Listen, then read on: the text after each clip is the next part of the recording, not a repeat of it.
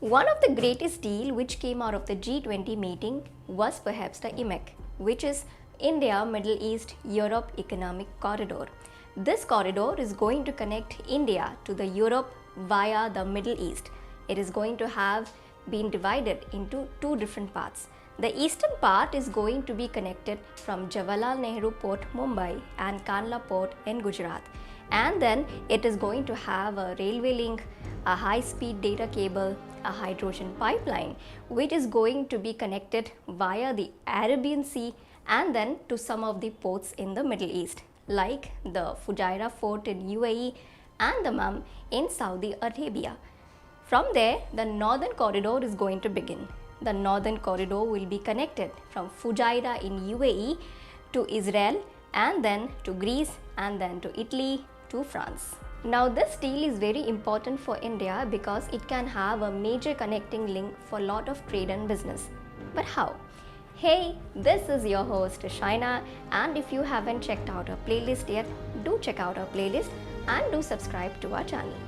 If you clearly check, the word IMEC has the term called as economic, which means it is a major connecting link for trade and businesses, just like the ancient Silk Route. The ancient Silk Route used to be a network of trade routes for about 1500 years, which connected east to the west via land and sea.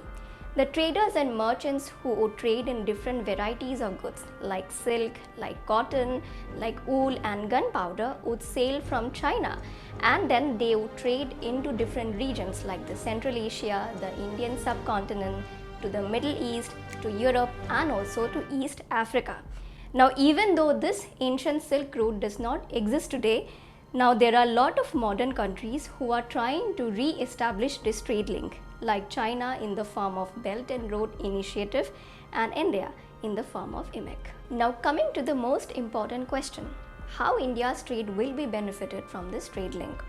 India conducts most of its trade with Europe via the Suez Canal.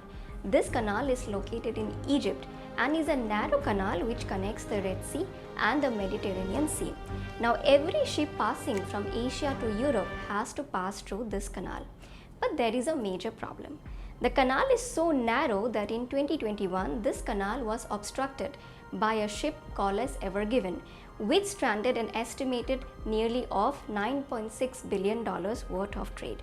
But if India now conducts its business via the IMEC, then the shipping cost will be reduced by nearly 40%, which will lead to increase of trade and business among India and Europe. So what do you think about it? What other benefits do you see from this deal? Comment down your answers below and do not forget to subscribe to watch the second part.